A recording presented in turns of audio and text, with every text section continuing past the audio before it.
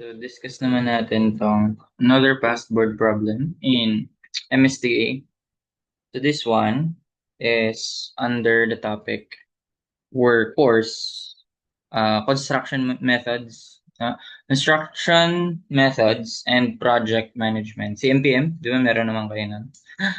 Ano yun eh? PCE 3 ba yun sa amin? PCE 6. Parang PCE 6. PCE 3 ay Construction, Materials and Testing. Parang PCE 6. Professional Course Common for Civil Engineers. So, sige, so basahin muna natin. A soil weighs, may pagka-geotech to eh. So a soil weighs 1,163. Okay. Kilograms per loose cubic meter. Okay. So, paano yan? Ito, ano ba itong unit na to? Kilograms per cubic meter o geotech? Sabi ko nga, geotech. Di ba tayo mass, tayo volume? O, density yan. Di ba? So, density na lang. Density loose, density bank, density compacted. Ganun na lang natin i-express. So, ang given na to ay density loose. Soil weighs yan, 1,163. Okay, 1,163. Ang unit niya ay kilogram per loose cubic meter. Ganito ba sinulat? Okay. Then, 1,1661 bank cubic meter. Sulat lang muna natin yung given. Bank naman. Row sa B. Bank cubic meter. So, that's 1,661 kilograms per bank cubic meter.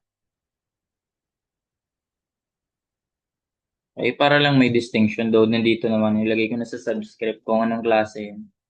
Then 2077, density compacted naman. 2077 kilograms per compacted cubic meter. So, as you can see, paano yung magiging ano niyan? Ito loose, then bank, then compacted. Ganyan yung pattern, di ba? 1116. So, parang ganito.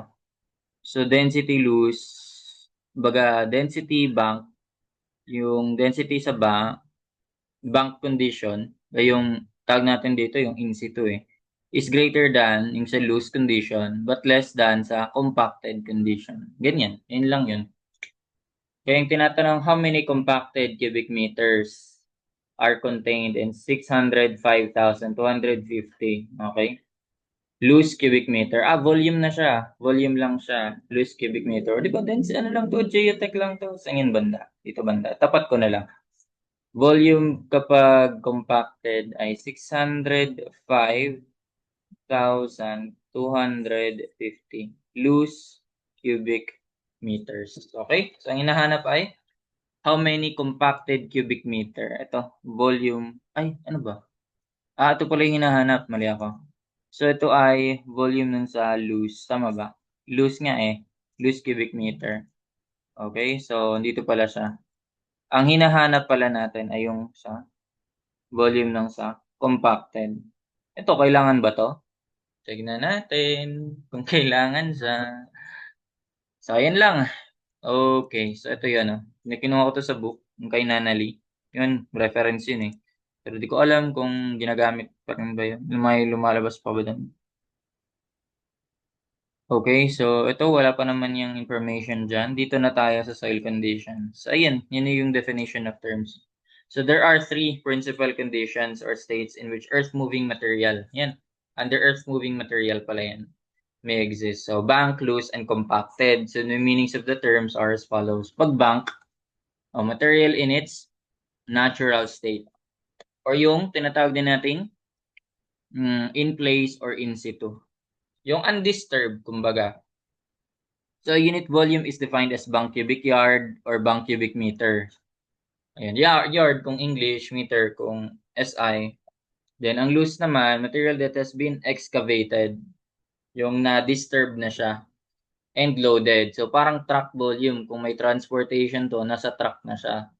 So, unit volume is identified as loose cubic yard or loose cubic meter. And lastly, compacted material after compaction. Parang geotech lang, di ba? Yung una may in situ. tapos yung na-transport sa truck, tapos yung kinumpak na, yung embankment na. O, geotech to. May geotech sa MSTE. Pwede kasi part yun ng construction eh. Construction methods, project management. So, ayun. Lawa kasi MSTE, no? So, in construction methods, ayun. Unit volume is identified as compacted cubic yard in English or compacted cubic meter naman sa SI. So, ito na, yung mga other formula. So, same lang din sa geotech. Yung familiar kasi swell factor doon. Basahin natin. So, soil increases in volume when it is excavated because the soil grains are loosened during excavation. So, ibig sabihin yan, yan yung galing from bank. From bank to, ano yung loose, yung transported na, yung excavated. So, yan yun. Yung relationship niyan, yan. Lagi lang naman yan, ano? Lagi lang naman yan. Ano ba mas malaki? Dito, since -1, dapat malaki to. Kasi kung -1 mo yan, maliit yung numerator, malaki yung denominator, magde-negative yun. So, dapat para maging positive to, madali lang tandaan. So, weight bank volume over weight ng loose volume. And may tawag tayo dyan. May tawag tayo dito. Tinatawag natin tong factor na to. Ano yan? Tawag natin dyan. So, ito yon. Baliktad lang siya, reciprocal. Load factor. So, weight per loose. Gamitin ko nga yung ano, naka-density. Weight kasi to eh. So, gamitin ko na lang na ano, legalistic tayo. Sabi weight eh. So, gawin natin tong unit weight. Kasi weight per volume, di ba? O, yung unit weight ay weight over volume. Oh, geotech lang yan, di ba? Oh. Tapos, weight per, ano to? Weight per loose volume. So, ito yung gamma loose. Okay, gamma bank naman to. Ganun.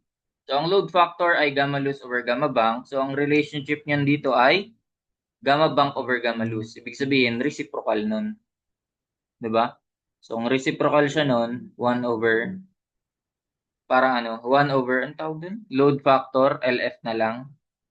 Okay, 1 over load factor. Pwede rin.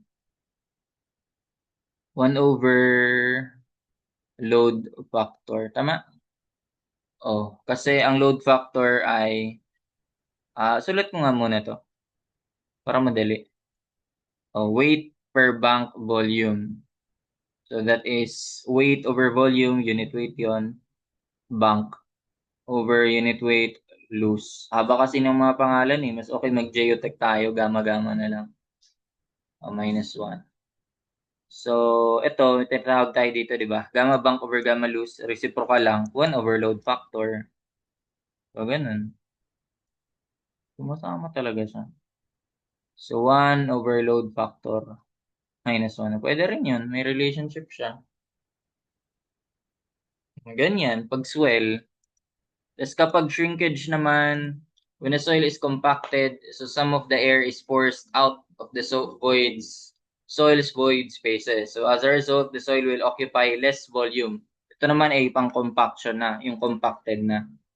So di ba meron tayong may loose condition, tapos yung bank.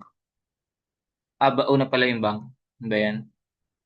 Inano ko kasi dito yung pagkaka-arrange ng density eh. Bank tapos loose. And then, yung compacted. O, dito banda, nangyayari yung swell. From bank to loose. Magsiswell dito. Bank to loose. Yun yung swelling mangyayari. Oh, soil is compacted na some of the air is forced out of the soil's void spaces.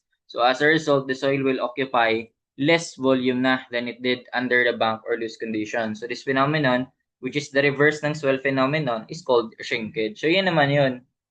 So 'di ba, ang ano nga natin, palatandaan nga natin 'di ba? So density nung sa loose, pinakamababa talaga 'yon.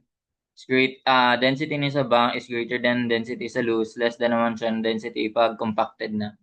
So, ayun. So, from bank, um, ayun, nag-swell siya. Okay, so, ano ba ibig sabihin nun kapag nag-swell?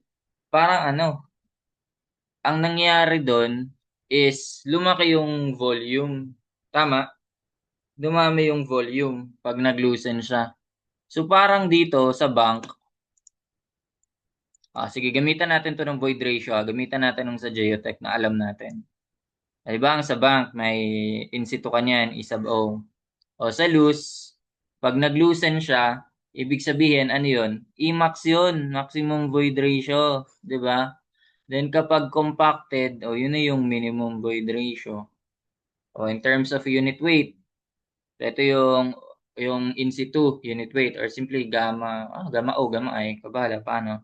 So pag nag-loosen siya, yun naman yung gamma mean.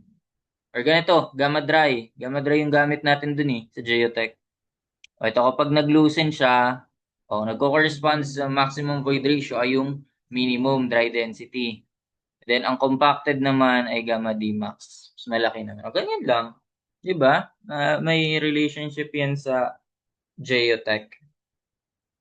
So ganun. So ang shrinkage naman ay nangyayari ayan, during na soil is compacted. So in between na yan ng in between na yan nung sa transportation, no? In between transportation and yung pag form mo na embankment. So yun yung shrinkage. Pero sa formula, anong ginagamit sa formula? Bank ka pa rin, naka-base ka pa rin sa bank. So ganun lang. So ito naman. So since 1 minus something siya, so dapat ito mag less than 1. 'Di ba? Kasi pag greater than 1 yan, 1 minus something greater than doon. So 1 minus greater than 1. So magne-negative 'yon. So kaya eto maliit dapat ang nasa numerator. Baliktaran lang sila. Okay, so kung ito ay malaki yung nasa numerator, ito maliit, so baliktaran lang. Pero ang palatandaan mo, yan, parehas na lang numerator yung bank volume, ay yung bank na unit weight. Ganun. Okay, so kung translate natin yan, so 1 minus bank volume, gamma bank, over, ano ba yan? Lapitan ko nga. Weight over volume, bank condition. Tapos weight over volume ng sa compacted na. So, ganyan. Then, may tawag din tayo dyan. Yung bank tapos compacted. Meron tayong tinatawag na shrinkage factor. So, ayun. So, weight over volume, ng bank. Tapos, weight over volume ng compacted naman. B over C. Parehas, B over C. So, that is just 1 minus shrinkage factor. Ganun. Tama ba? Or pagbaliktad din, pwede rin siyang shrinkage factor ay 1 minus a shrinkage. Pwede rin yun. So, paano na natin gagawin yan? Diniscuss lang naman natin, no? So, at least, alam na paano. So, ang kailangan muna natin pala is, kailangan natin ng compacted cubic meter. O, ganito. Pag isosolve na natin yan, density equals mass over volume lang din naman yan. Pero ang binigay kasi density, di ba? Ang hinahanap sa inyo ay compacted cubic meter. So, volume yun. Volume C. Ayun, density. Density is equal to mass over volume. Pang ganyan. So, density ng compacted cubic meter is volume ng compacted cubic meter. So, ayan. So, paano yung mass? Anong nangyayari sa mass? Di ba tignan mo, paano ba, madadagdagan ba yung mass dyan? Di ba hindi? Kasi ang soil weighs, ito daw, at loose cubic meter. Then, ang bank cubic meter, ayan. Then, compacted, ayan. Okay, so how many compacted cubic meters? So, wala naman sinabing nagdagdag ng tubig para di ba, nagdagdag ng tubig para bumigat siya. Or, ayun, yung air naman kasi negligible yung mass nun yun yung weight nun So, ibig sabihin, parang constant yung mass dyan in that case. Di ba? No, constant yung mass sa kahit anong gamitin mo. So, kumbaga, ang nangyayari, so mass is constant, so that is just density times the volume. Ganon. Density times the volume. Yun na yung mass. So, kailangan mo lang makuha, ano ba hinahanap? Yan, density volume tas density volume. Yan. Density volume nito is equal lang din sa density volume nung sa ano, nung sa tawag dito? Yung sa other conditions. Pero syempre, considering 'yan sa shrinkage and yung load factor. So, ano muna unahin natin? So, since pinapahanap tayo ng compacted cubic meter, so pwede nating umpisahan, compacted dulo na kasi 'to eh. So, kailangan muna natin makuha yung ano, yung sa swell factor ba yung una? Ay, no, yung swell factor muna. So, bank to loose. Then, ang gagawin natin, dun sunod, bank to ano, bank to loose or simply ito na pala. Pwede na pala erekta dito, no? Yung sa shrinkage na lang. Oo. Bank to, hindi ko pala nilagay ito.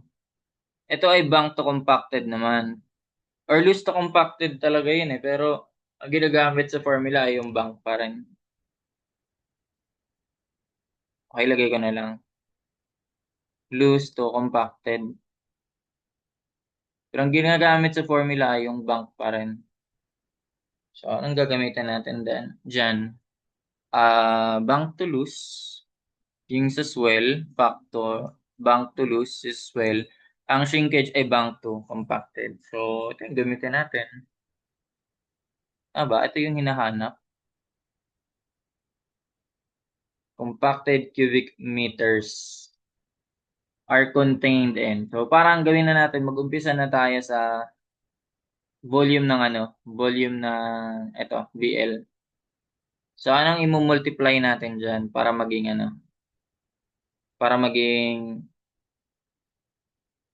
dito, para maging compacted na siya. Balikan natin to. Bank to compacted. Bank to compacted. Ayun, no? Bank to compacted. Ito, weight ng bank tapos to compacted. Yung shrinkage factor, SF, bank to compacted. Sulat ko nga yan. Okay, shrinkage factor. Ang shrinkage factor natin ay unit weight nung sa bank. Tapos unit weight nung sa compacted. Yan, di ba? Ang shrinkage factor ay unit weight ng sa bank over unit weight ng sa compacted. So, ganyan. Sige, unahin natin to. Solve muna natin yan. Bank tas sa compacted. Naka-density pala tayo, no? Okay. Unit weight pala nilagay ko. Pero dito kasi naka-kilogram kasi yung mass eh. Palinagets naman yung bank sa compacted. Ang bank ay 1661. Sa compacted ay 2077. So, ilan yan? Mental yan. 1661 over 2077. Ilan yun? 0.8? Pwede na ba yan? Shrinkage factor. Okay na yun sa F. Shrinkage factor. 0 point ano yun? 8 na lang, no?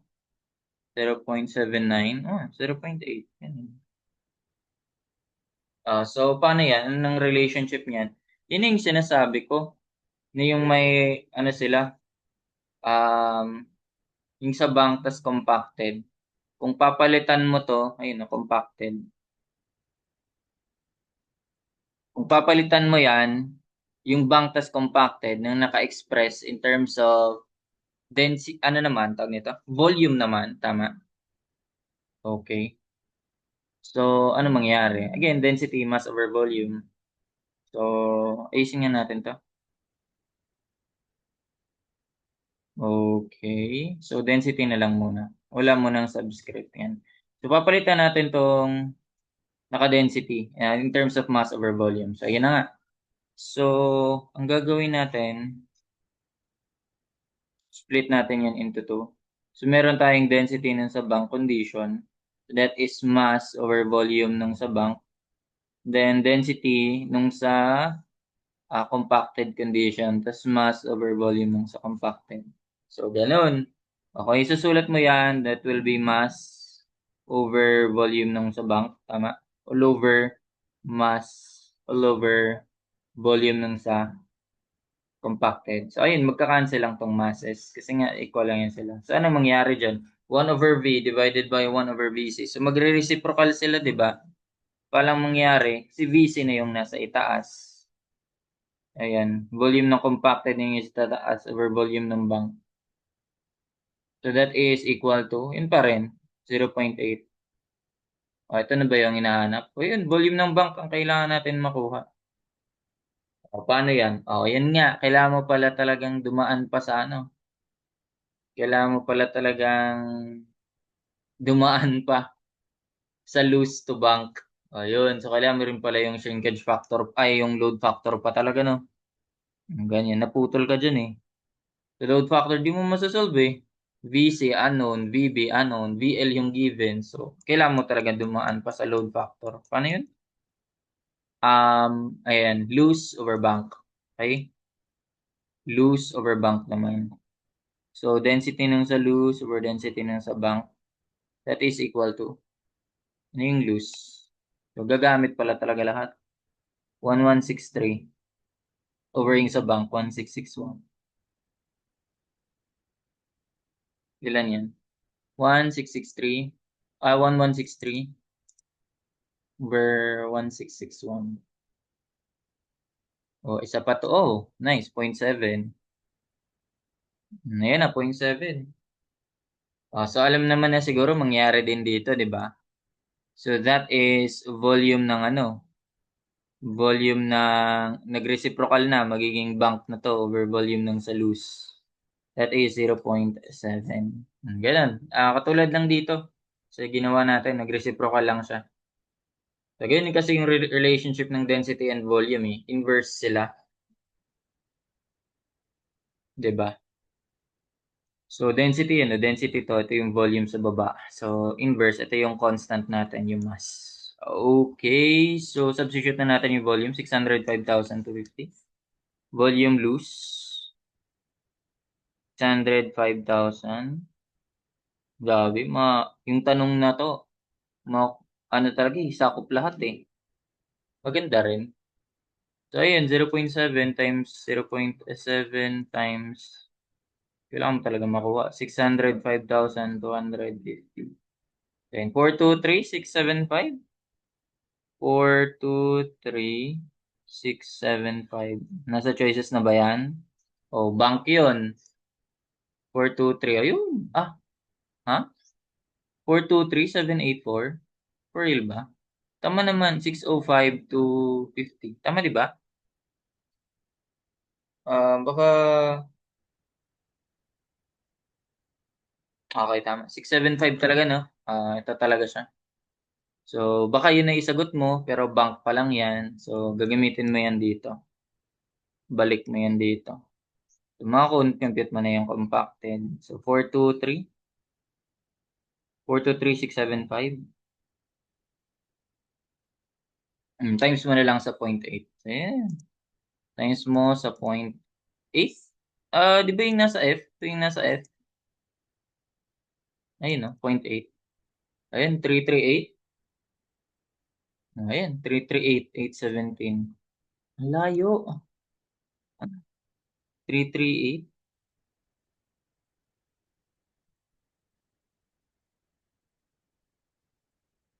338,817.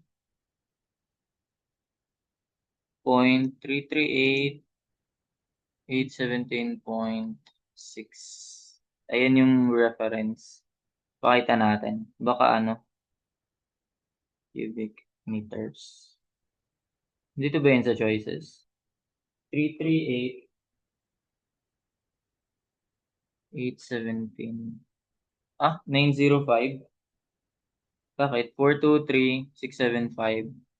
Baka ano, 0.8 dapat ang gamitin. What if yun lang? Ayan na, 423,675. Paano pag minultiply mo by 0.8 lang? 338,940. Wala pa rin, di pa rin malapit. What if, ano kasi yan, nakita ko yung reference yan eh. Ito yun oh. Yung kay Nanali. Ano yan, page 39. Ito yung, wala pa lang nakalagay na cover page.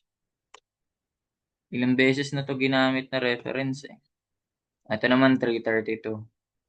700,000. What if ang ginamit na ano ay ito 593, 300. Sige nga.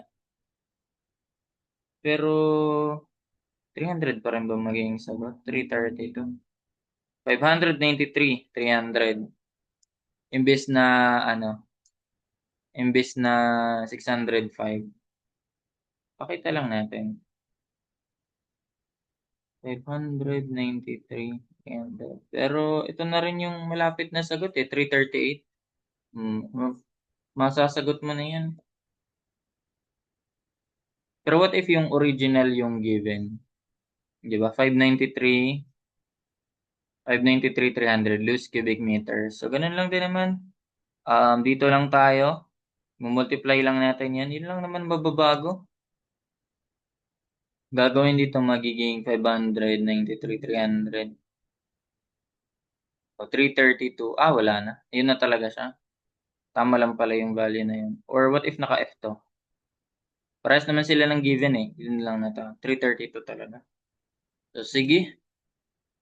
Hindi ko alam paano mo palabas yung nasa choices talaga. 593, 300 times 0.8. 332, 248 talaga siya. Or 338, 817. Yan, malapit naman. Parehas silang 338.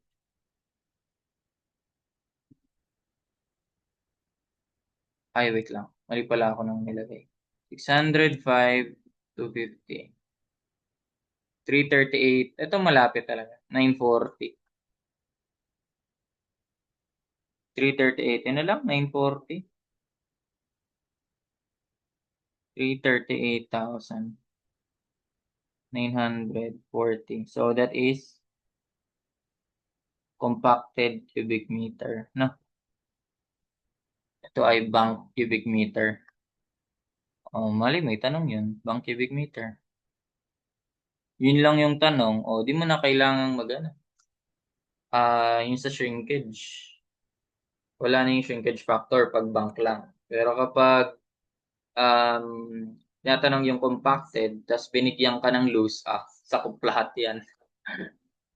Ayan, 338, 940. So that's it for this problem. Snurly gives. Hope you learned something. Thank you.